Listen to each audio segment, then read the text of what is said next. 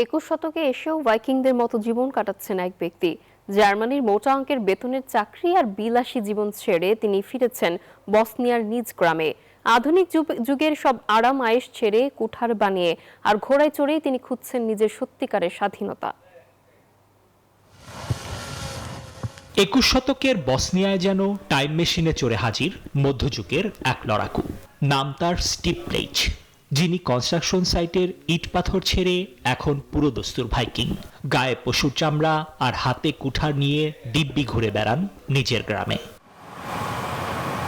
ওদের স্বপ্ন পূরণে পাশে থাকতে পেরে আমরা গর্বিত।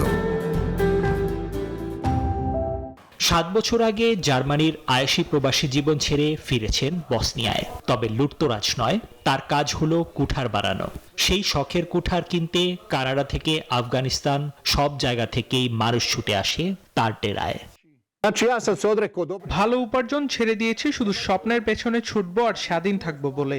স্বাধীনতার দাম অনেক, কিন্তু এর বিনিময়ে আমি অন্য কিছু চাই না।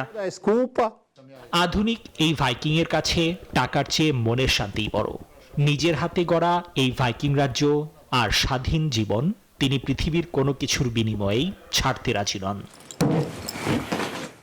নিবিড় আমিন, নিউজ 24।